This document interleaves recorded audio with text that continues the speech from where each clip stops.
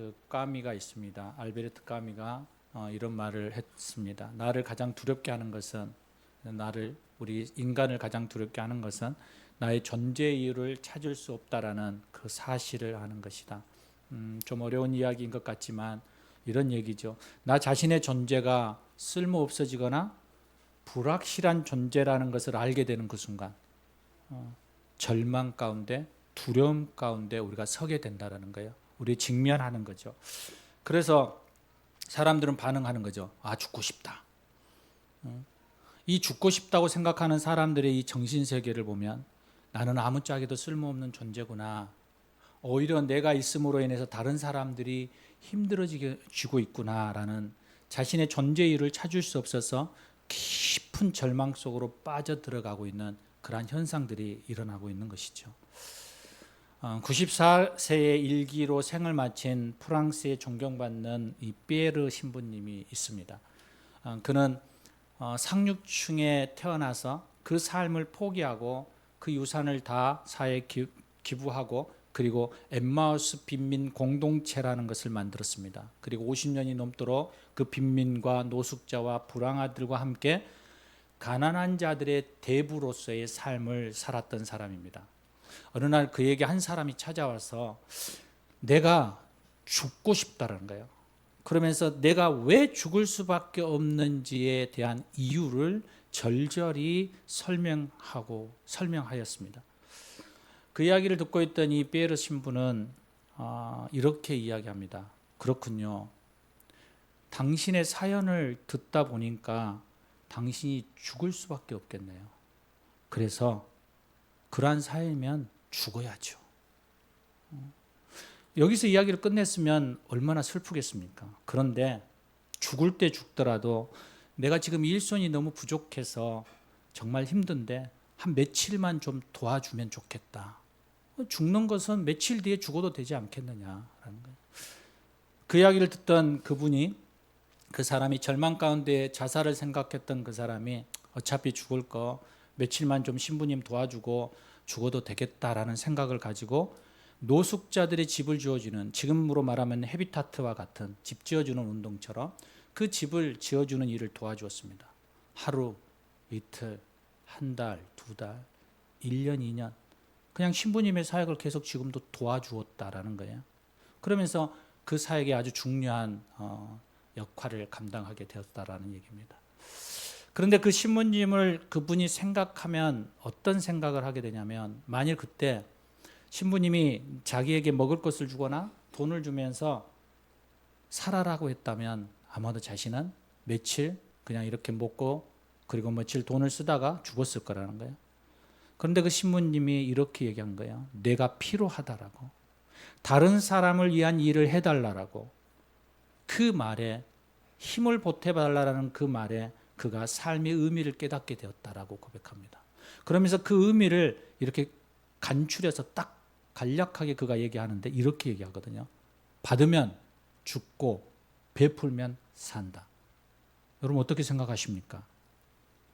이 말을 기억하고 예화로 써야 되겠다라고 가지고 있었는데 금요일 날 생명의 삶을 금요기도회 때 묵상하고 서로 나누는데 사도행전 20장 35절에 그 말씀이 딱 나오는 거예요. 뭐라고요?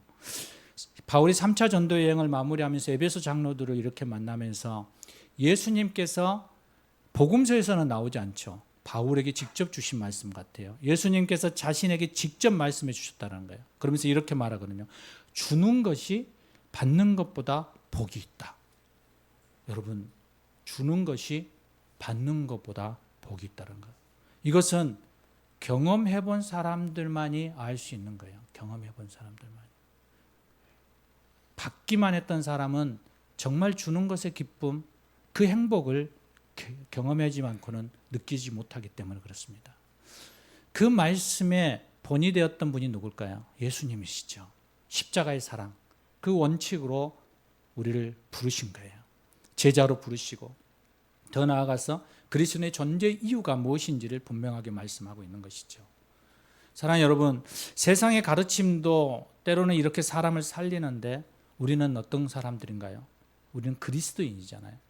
전능자 하나님이 계시지 않습니까? 우리의 존재가 쓸모없고 아무것도 할 수 없다라고 생각되어지는 바로 그때 그리스도인이라면 세상의 가르침을 넘어서 또 다른 진리 앞에 나아가게 되는 거예요. 그래서 저는 그 시점을 뭐라고 얘기하냐면 빛을 바라보게 되는 시점이라는 거예요. 빛을 바라보는 시점.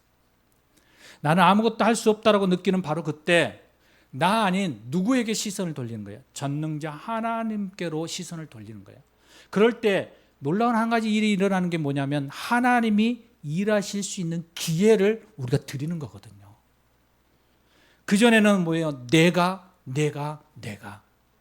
뭔가를 하면 될 것 같이 가다가 모든 것이 끝났을 때 이제 하나님밖에 없습니다라고 자복하며 나아갈 때 바로 그 전능자 하나님이 일하시기 위해 기다리고 있다가 그때를 하나님이 사용하시는 기가 막힌 타이밍이 바로 내가 아무것도 할 수 없다라는 그 고백 앞에 있는 거예요. 김유봉 목사님의 글에 이런 글이 있더라고요. 아무것도 할 수 없는 사람처럼 하나님을 의지하라. 저는 100% 이 말에 동의합니다.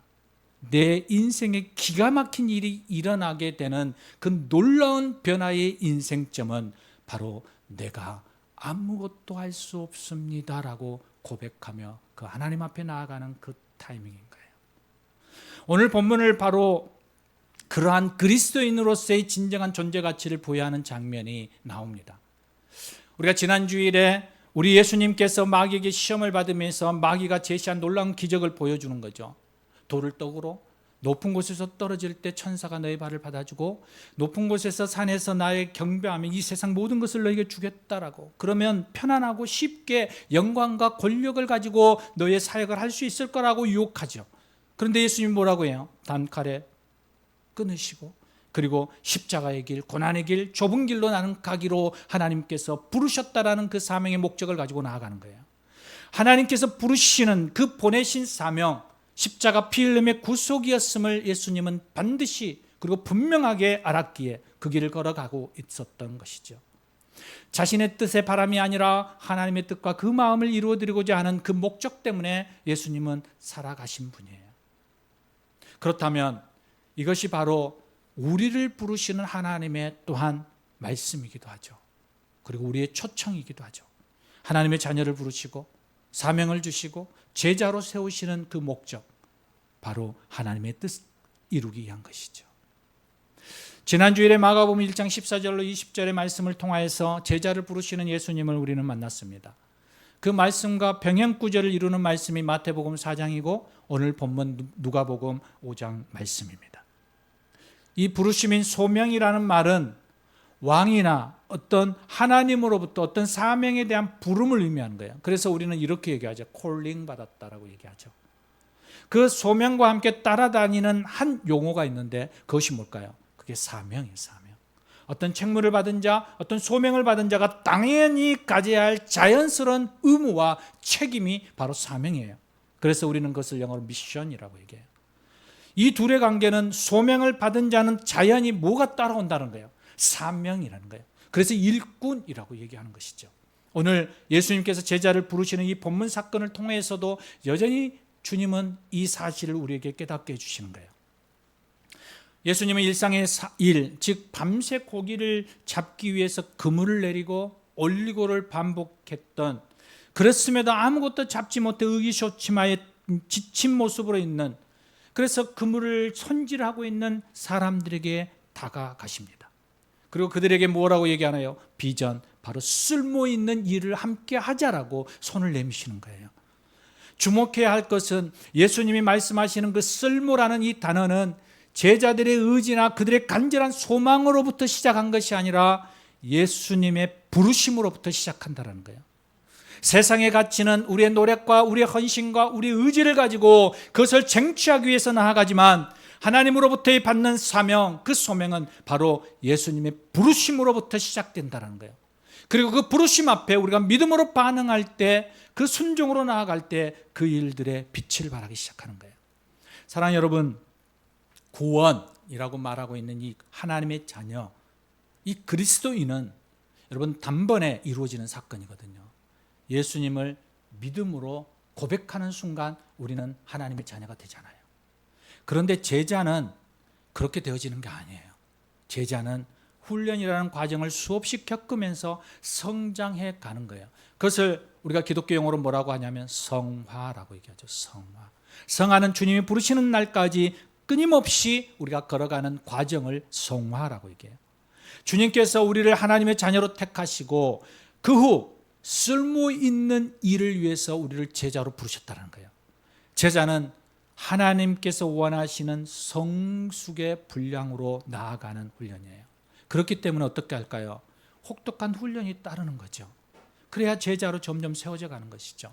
훌륭한 선수나 용감한 군인이 되기 위해서는 반드시 거쳐야 할 게 뭔가요? 훈련이죠. 훈련. 훈련을 통해서 만들어지는 것이잖아요. 그런데 우리는 그 훈련이라는 그 단어를 통하여서 볼 때 그 훈련은 어떤 건가요? 우리에게 좁은 길을 주는 것이죠. 우리의 수고와 노력이 있는 거예요. 그래서 우리가 신앙 안에서 보면 훈련이라고 얘기하고 제자라고 얘기할 때는 십자가를 지는 길, 내 자아를 죽이는 길, 혹독한 포기의 길, 내려놓음이 있는 권리 포기가 있는 길이라고 얘기해요. 그러면 우리는 이 단어들을 들을 때 우리는 어떤 생각이 드나요? 찾아왔느니 그 길을 가고 싶어하는 사람이 적을 거라는 것이죠. 왜요? 사람은 본능적으로 훈련을 싫어하니까요. 사람은 본능적으로 편안하고 안전하게 누리는 그러한 삶에 익숙하게 훈련되어 있고 학습되어 있기 때문에 그렇죠. 그래서 잠언을 통해서 서고 앉고 눕고 그냥 자고 점점 사람은 편안함으로 나아가려고 하는 것이죠. 이게 본능이에요. 이 본능을 넘어서게 하는 게 뭘까요? 그게 훈련이죠. 훈련. 그래서 신앙인도 동일하게 혹독한 훈련을 통해서만 비로소 쓸모있는 제자가 될 수 있는 거예요. 그래서 말씀을 보십시오. 기도하십시오. 하나님을 묵상하십시오. 수없이 이야기하고 여러분에게 도전을 주고 여러분에게 그 길을 걸어가기를 권면하는 이유가 여기에 있는 거예요. 본문에서 예수님이 처음 제자를 선택하여 부르신 대상이 누구십니까? 바로 그들의 직업은 어부예요. 어부. 어부는 뭐 하는 직업인가요? 물고기를 잡는 사람들이에요. 그래서 예수님은 그들의 직업에 맞게 그들을 초청하거든요. 물고기를 잡는다라는 표현을 써서 뭐라고 하냐면 사람을 취하라라는 표현을 해요. 오늘 본문 10절에 내가 사람을 취하라. 마가복음 1장 17절 우리가 지난주일에 보았을 때는 뭔가요? 내가 너희를 사람을 낚는 어부가 되게 하리라. 이렇게 말씀하시죠. 누가가 말하고 있는 이 취하다라는 용어가 헬라어로 뭐냐면 조그레오라는 단어를 쓰거든요. 이 뜻은 뭐냐면 산채로 잡다예요. 취하다라는 거예요. 무슨 말이냐면 동사의 의미로 보면 생명을 확실히 붙잡아라는 거예요. 내가 사람의 생명을 확실히 붙잡아 살려라 이런 뜻이에요. 그래서 그 사람을 책임지고 너가 살려야 해라고 얘기하는 거예요. 그래서 취하라고 얘기하는 거예요. 베드로야 너가 물고기를 잡으려고 나를 쇠서 힘썼던 그 모습처럼 이제 나와 함께 힘써서 사람을 살리는 일에 함께 가자라고 얘기하는 거예요. 동일하게 여러분에게도 주님이 초청하는 것이죠. 나와 함께 가자라고. 사람을 취하자라고. 여러분 어떻게 반응하시겠습니까? 영적인 차원으로 말하면 죄로 말미암아 죽어가는 사람들, 생명을 잃어가는 사람들을 살리는 일에 내가 쓰임받기를 원해라는 말이고, 사회적 측면으로 보면 소망이 없어 가난과 질병과 슬픔과 절망 가운데 시리에 빠진 사람들을 향하여서 그 사람들을 살리는 일에 내가 쓰임받기를 원해. 내 마음을 전해주는 자로 너가 서기를 원해라고 초청하고 있는 것이죠. 하나님께서 우리를 부르신 그 목적, 바로 그 목적이 바로 이 사람을 취하라는 이 단어 안에 다 함축되어 있는 거예요. 여러분, 저와 여러분이 그리고 이 신앙 공동체인 교회가 초점을 맞춰야 할 방향이 무엇인지를 우리는 분명히 보게 되는 것입니다.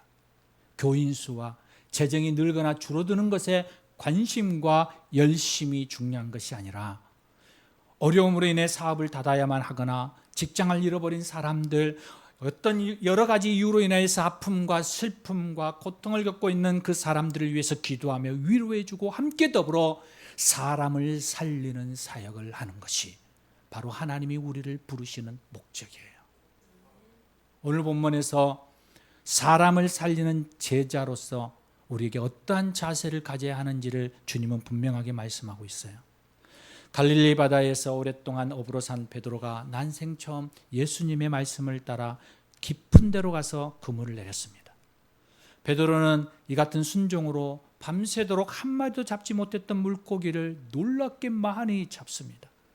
그물이 찢어질 정도에서 주변에 있는 동료들을 불러서 함께 도와달라 하면서 2배의 가득 물고기를 채우는 기적과 같은 일이 일어났습니다. 여러분, 요즘에 우리 교회 안에서도 이 기적과 같은 일들의 기도의 응답들이 들려옵니다. 그럴 때 여러분 어떻게 반응하시나요? 여러분의 반응과 베드로의 반응을 좀 비교해 보십시오. 베드로는 예수님 무릎 앞에 엎드려 주여 나를 떠나소서 나는 죄인이로소이다. 여러분, 기도의 응답과 기적 가운데서 여러분 어떻게 하나요? 할렐루야, 하나님이 일하셨습니다, 행복합니다, 기쁩니다, 이렇게 반응해야 되는데 베드로는 오히려 주님 앞에 바짝 엎드려서 내가 죄인임을 고백하는 거예요. 여러분, 무슨 의미일까요?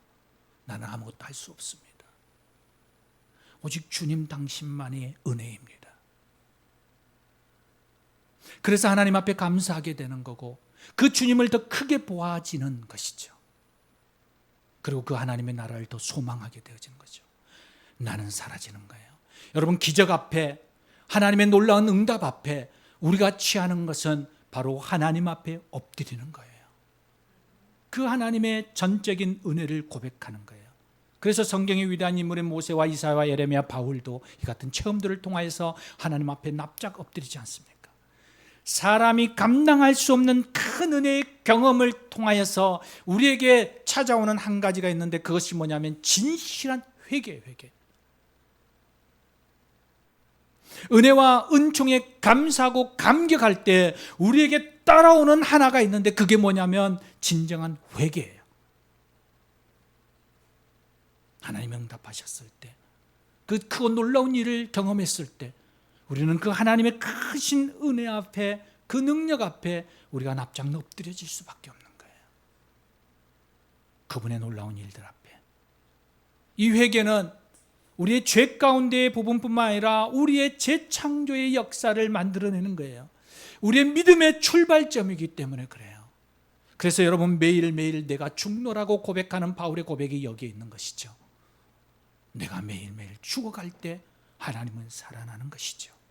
하나님은 더욱 영광을 받으시며 그의 이름이 높여지는 것입니다. 회개의 자리로 나가간 제자들이 그 다음에 했던 것이 뭐냐면 결단과 순종의 자리로 반응했어요. 11절에 보면 그들이 배들을 육지에 대고 모든 것을 버려두고 예수를 따르니라.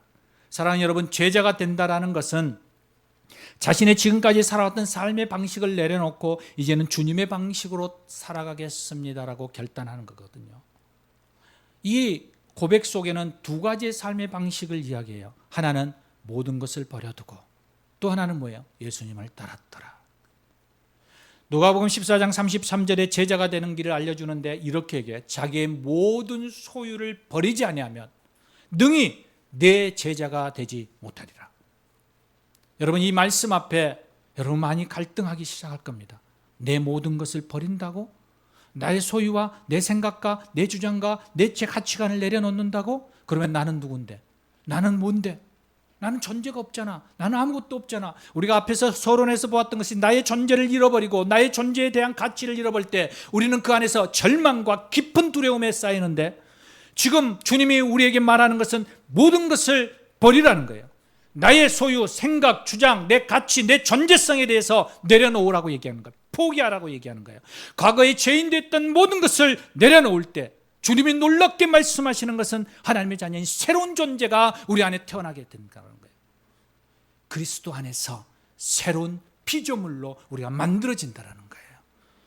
여러분, 이 놀라운 고백 앞에 우리가 믿음으로 반응하기를 원합니다. 모든 것을 내려놓으면 내가 다 내 존재가 없어질 것 같은데 이게 세상이 우리에게 말하고 있고 우리에게 가르쳐주는 진리인 것처럼 말하는데 그런데 주님은 역설적으로 너희가 버릴 때 너희가 새롭게 발견되어지고 새롭게 태어나게 되고 새롭게 세워질 거라고 말하는 것. 여러분, 버리는 것은 어쩔 수 없이 빼앗기거나 잃어버린 것과는 분명히 다릅니다. 공통점은 뭐예요? 내 손에서 없어진 것은 공통점이잖아요. 없어졌잖아요. 그런데 차이점은 빼앗기는 것과 잃어버리는 것은 우리 안에 안타까워하고 아쉬워하는 미련이 있어요. 여러분, 우리가 존재 가치에 대해서 우리가 잘 모르고 우리가 낙심하고 우리가 의아해하고 우리 안에서부터 소멸되어지는 것을 느낄 때는 무엇이냐면 빼앗기고 잃어버렸을 때인 거예요. 내가 무엇인가를 잃어버리고 내가 무엇인가를 빼앗겼을 때 나는 뭐지? 연예인들이 그래서 그 존재 가치에 대해서 많이 힘들어하는 이유가 그거예요. 누렸던 것들을 빼앗겨버린 거예요. 누렸던 것들을 잃어버렸어요. 그러니까 나의 존재에 대해서 회의감이 들어오는 것이죠. 그러니까 어떻게 돼요? 죽음이라는 길을 걸어가는 거죠. 나는 필요 없는 존재가 되니까요. 그런데 주님이 말하는 것은 빼앗기고 잃어버리는 게 아니고 뭐예요? 버리는 거예요. 버리는 거. 내가 포기하는 거예요. 그 포기함 속에서는 뭐예요? 아쉬움이나 아깝다라는 마음이 없는 거예요. 내가 스스로 자발적으로 내가 내어놓았기 때문이에요. 주님이 원하는 건 바로 이것이죠. 주님 앞에 나아가는 것. 우리 본성 가족들이 하나님의 나라와 그 의를 위해서 우리의 모든 에너지와 소유를 아낌없이 주님의 나라를 위하여 투자할 때 우리는 복된 제자의 삶을 살아가는 첫 발을 디디는 것입니다. 그리고 나서 주님은 이렇게 말해요. 이제 나를 따라와라.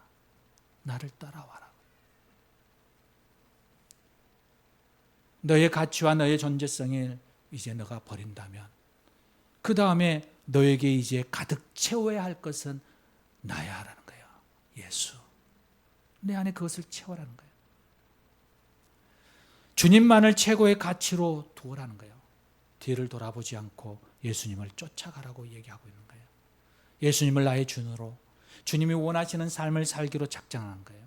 그 주님이 원하시고 구하시고 또 원하시고 주님이 살아라고 우리에게 말씀하시는 그 삶의 목적은 뭐예요? 사람을 살리고 생명을 살리는 길이에요. 여러분, 사람을 구하고 생명을 살리는 길, 그 길에 우리를 부르신 거예요. 이게 진정한 우리의 삶의 목적이에요. 내가 잘 먹고 잘 살고 편하고 그리고 내 안에서부터 부자가 되어지고 내가 누리는 것들 모든 것을 누리는 것에 대한 하나님의 우리 안에서 주시는 그 비전이 아니라 사람에 대한 비전을 주는 거예요. 그 사람을 살리기 위해서 우리 안에 하나님이 주시는 또 하나의 그 책임이 있는데 그게 사회적 책임이에요. 우리는 신앙을 생활하고 믿음의 삶을 살아갈 때 우리 안에 지배적으로 머릿속에 딱 박혀 있는 게 하나 있어요. 고정관념처럼. 그게 뭐예요? 하나님, 교회, 신앙의 믿음. 그래서 교회밖에 울타리를 넘어가지는 못해요. 내 안에 갇혀서 하나님이라는 그 말씀 앞에 우리는 서서 그 안에 머물기를 좋아해요. 그래서 그렇게 하면 거룩이라고, 그렇게 하면 하나님이 기뻐하실 거라고. 그런데 이 후안 카를로스 오르티지의 목사님이 제자입니까라는 책에서 이렇게 말하고 있어요. 제자가 된다는 것은 내가 하기 싫다고 해서 하지 않고 내가 하고 싶다고 해서 할 수 있는 삶이 아니다라는 거예요. 주님의 뜻대로 살아가는 사람이 제자예요.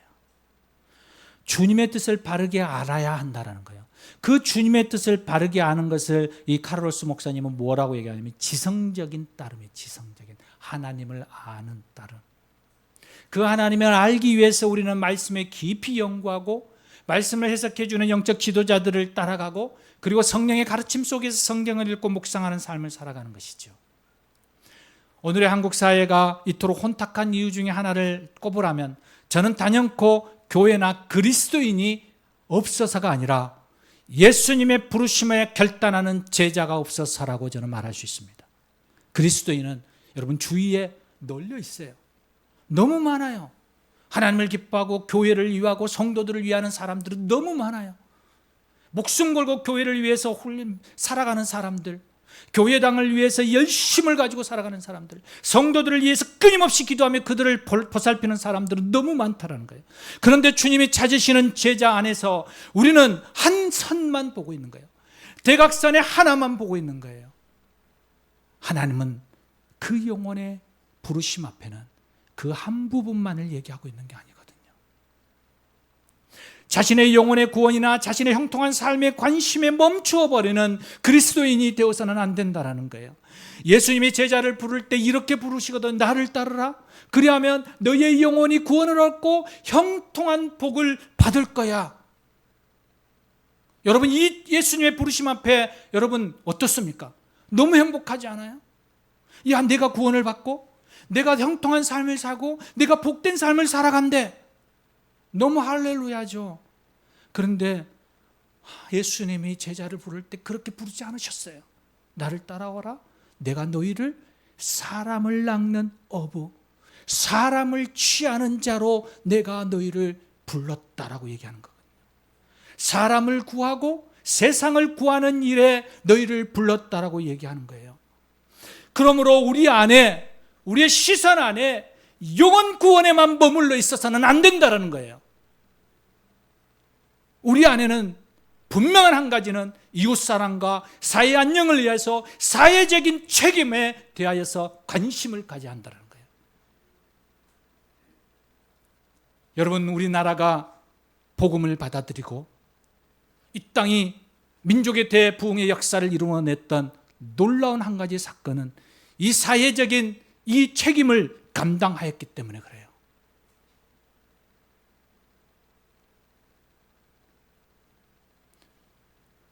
무지한 이들을, 권리를 모르는 이들을 향하여 교회와 병원과 학교를 세워가며 그들을 계몽하고 가르치며 사회의 부조리를 깨뜨리며 그들의 사회 안에 싸우며 그들 안에 진리를 세워가는 그들의 헌신과 책임이 있었기 때문에 이 사회 안에, 이 땅 위에 놀라운 부흥과 개혁이 일어났던 거예요. 사랑하는 본성가족 여러분, 지금은 은퇴하고 100주년 기념교회 목회를 하였던 이재철 목사님이 이런 얘기를 했어요. 여러분이 잘 아는 싱 어게인 30호 가수 이승윤의 아버지,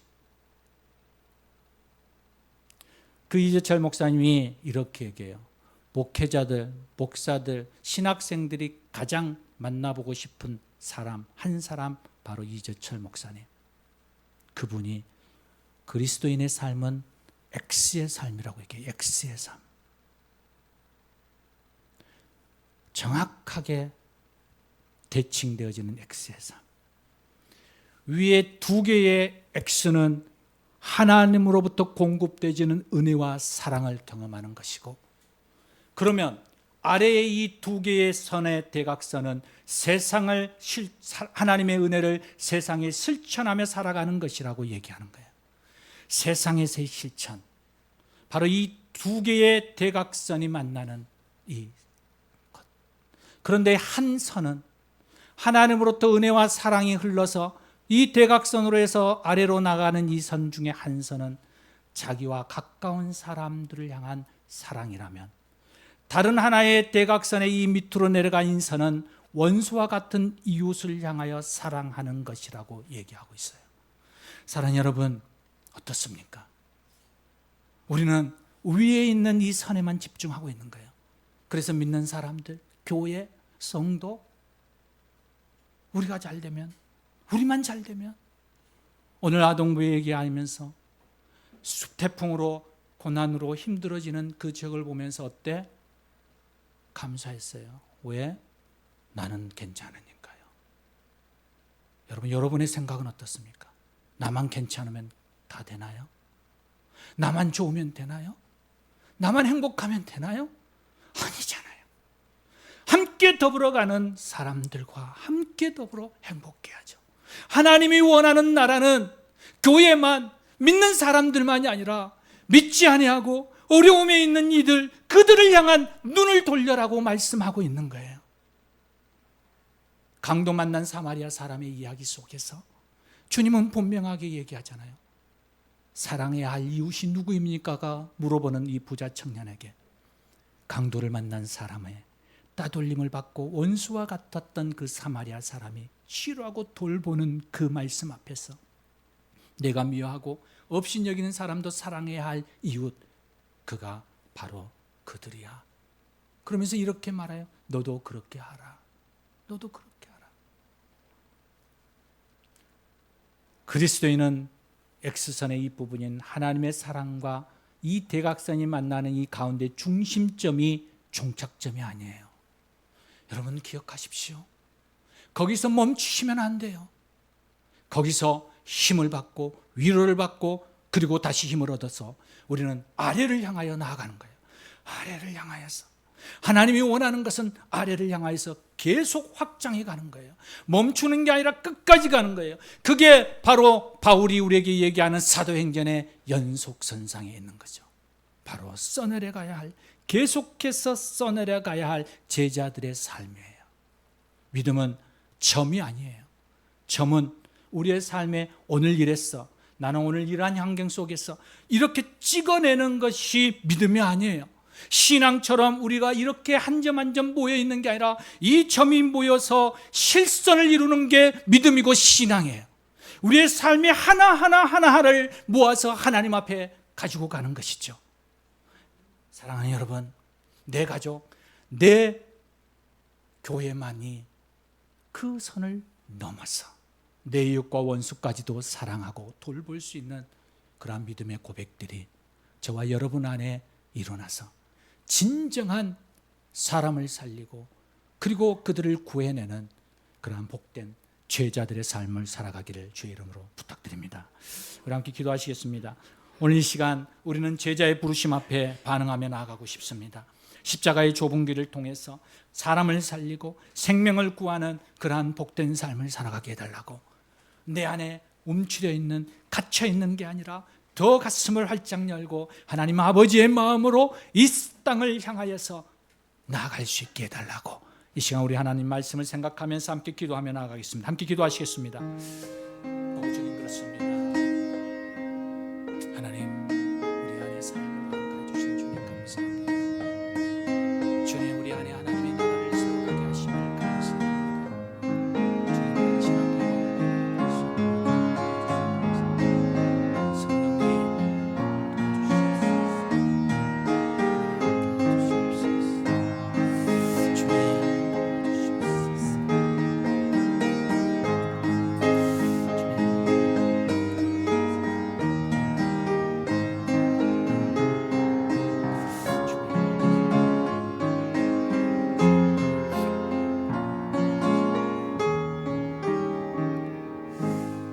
주님, 그렇습니다. 하나님, 우리를 제자로 부르셨고 사람을 구하고 살리는 일에 하나님, 우리를 하나님 사용하기를 원하시는 줄을 보게 됩니다. 하나님을 사랑하고 이웃을 사랑하는 그 일들을 우리가 감당함으로 인하여서 하나님의 충성된 귀한 제자 되게 해 주시옵소서. 우리 주 예수 그리스도 이름으로 기도합니다. 아멘.